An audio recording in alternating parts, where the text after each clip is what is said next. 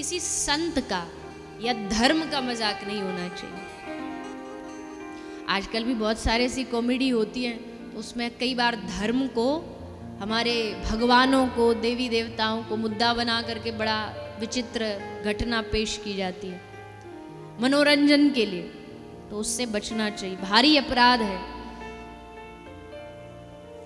तो इसमें जो हूहू गंधर्व था, उसने सोचा रे दुनिया के तो मजे हम लेते हैं, आज एक संत के साथ थोड़ा विनोद करके देखते।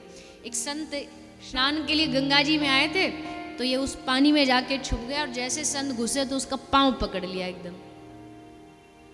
संत डरेंगे तो फिर मजा आएगा, हंसेंगे हम। पर संत ने कहा तू हमारा अपमान कर रहा है, तू एक मगर के जैसा बन करके हमको डराना चाह रहा, जा अगले जन्म में तू मगर बन जाए, ग्राह बन जाए, ग्राह बन।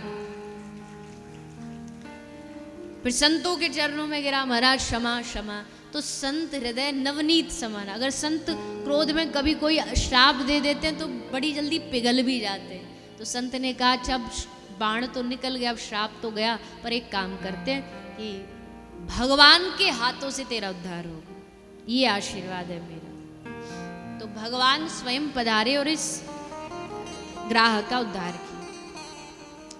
तो ये सबको सीख लेनी चाहिए, कभी गलती से भी किसी संत का ऐसे मजाक नहीं उड़ाइएगा। हो जाता कभी कभी, कभी समाज में एक आध ऐसे उदाहरण आ जाते हैं जिनको देख करके हमें लगता है संत तो सब ऐसे ही बेकार का ही नाटक है। कोई बात नहीं, एक आध उदाहरण कहाँ नहीं आता। नेतागिरी में भी कुछ अच्छे होते हैं, कुछ बुरे होते हैं। अभिनय में भी कुछ अच्छे कुछ बुरे, हर क्षेत्र में कुछ अच्छे कुछ बुरे होते हैं। आप अच्छों को देखो ना, आपको बुरे से क्या लेना देना? क्यों बुरा को देख के, बुरा बोल के अपने सर पे अपराध ले रहे हो? संतों के लिए कभी कुछ मत बोलिए। संतों के लिए बोलने के बाद संत तो क्षमा कर देंगे, पर भगवान की फिर टेढ़ी नजर आपके ऊपर और उससे कोई बचा नहीं पाएगा। संतों के लिए गलत मत बोलिए। है भी कोई गलत तो ये सोचिए भगवान की कोई लीला है, भगवान सब कर रहे हैं, हम बोल के क्यों अपराध अपने माथे पर ले?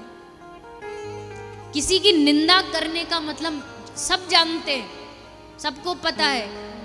निंदा करने से क्या होता है, उसके जितने पाप उसने किए ना जीवन में, उस सारे पाप उससे चुरा करके आप अपने सर पे धर रहे हो। बताओ, अब करने को ये तैयार हो कि बैठे बिठा उसके पाप आपके सर पर आ जाए? चाहते हो? ये नहीं चाहते ना, तो फिर निंदा भी नहीं करनी चाहिए, किसी की भी निंदा। निंदा करने से उसका तो भला ही भला है, बेचारा बैठा बैठा है, सबरे पाप धुल गए। निंदकः सूकराश्चैव, शास्त्र कहते हैं निंदक और सूकर दोनों का एक जैसा काम है। सूकर मल जीभ से साफ करता है, और जो निंदक होता है वो बुराई करके, निंदा करके आपके पापों को जीभ से साफ कर देता है। तो इसलिए निंदा से बचना चाहिए, नहीं तो सारे पाप हमारे ऊपर। पर हम बचते नहीं। आजकल तो देखो सोशल मीडिया के ऐसा माध्यम है, सबरे जज बने घूमते हैं उस पर। किसी को सर्टिफिकेट लेने की, डिग्री लेने की जरूरत नहीं, सब अपने आप में जज है।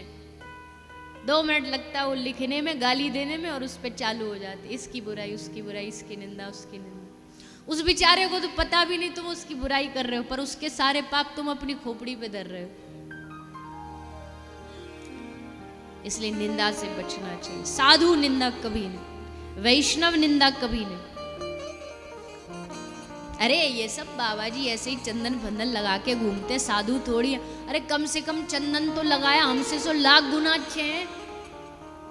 आगे घर बार छोड़ के मोह माया तो छूटी नहीं। अरे कम से कम घर तो छोड़ दिया, हमसे तो वो भी नहीं छूट रहा।